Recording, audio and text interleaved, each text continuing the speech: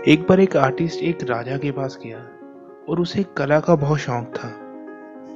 और उस आर्टिस्ट ने किंग को बोला, अगर आप मुझे अपने महल में एक दीवार दे दो तो मैं उस पर एक बहुत खूबसूरत पेंटिंग बनाऊंगा। जहां पर वो सब बैठे थे वहीं पर एक और भी इंसान बैठा था जो कहने लगा, राजा कि मुझे भी आप एक मौका दो ताकि मैं उसके ऑपोजिट वाली दीवार पर कुछ कर सकूं। मैं भी एक आर्टिस्ट हूं। तो किंग उससे पूछने लगा, भाई तू उस पे बनाएगा क्या? तो उसने कहा, जो पहला आर्टिस्ट बनाएगा ना, मैं उसकी बिल्कुल एक सेम कॉपी उस दीवार पर बनाऊंगा। और मैं ऐसा करूंगा, लेकिन मैं उसकी पेंटिंग को एक बार भी नहीं देखूंगा। और मैं चाहता हूं कि आप हमारे बीच में एक बड़ा सा पर्दा लगा दें ताकि हम एक दूसरे के काम को ना देखें। और आप चाहें तो वहां पर गार्ड्स भी लगा सकते हैं ताकि हम दोनों चीटिंग ना करें। ऐसा कहते ही किंग ने उन दोनों को अपॉर्चुनिटी दी कि तुम जाओ, दोनों अपना टैलेंट दिखाओ। अगले ही दिन उस कमरे में एक पर्दा लगाया गया और दोनों आर्टिस्ट ने अपना काम करना शुरू कर दिया। जो पहला आर्टिस्ट था वो वहां पर पेंट लेके आया, ऑयल लेके आया और ब्रशेस लेके आया। और जो दूसरा आर्टिस्ट था उसने सिर्फ एक बाल्टी में पानी रखा हुआ था और एक कपड़ा रखा हुआ था अपने पास, जिससे कि वो पेंटिंग बना सके। तो एक आर्टिस्ट के 1 महीने बाद काम पूरा हो गया तो उसने किंग को कहा, मेरा काम पूरा हो गया। तो किंग ने दूसरे आर्टिस्ट से पूछा कि तेरा काम कब कंप्लीट होएगा? तो दूसरे आर्टिस्ट ने कहा, मेरा भी काम कंप्लीट हो चुका है। तो किंग उस कमरे में गया जहाँ पर वो पेंटिंग बनी थी और वहाँ जाकर देखा तो वो मतलब चकाचौंध रह गया कि क्या कमाल की पेंटिंग बनाई है उस आर्टिस्ट ने। और उसने पहले आर्टिस्ट को बहुत बड़ा इनाम दिया। फिर उसने अपने कुछ सोल्जर्स को कहा कि वो जो बीच का कपड़ा है, जो पर्दा है, उसे हटाया जाए ताकि वो देख सके कि जो दूसरा आर्टिस्ट था उसने जो चैलेंज दिया था कि मैं एकदम एग्जैक्ट उसके जैसी पेंटिंग बना दूंगा, कि वो बना पाया है कि नहीं।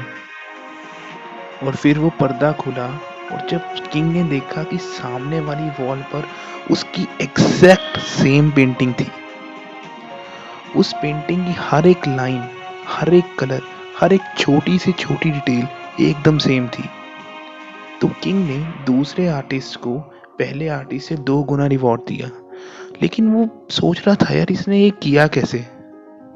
और उसने पूछा दूसरे आर्टिस्ट से, भाई तूने ये किया कैसे?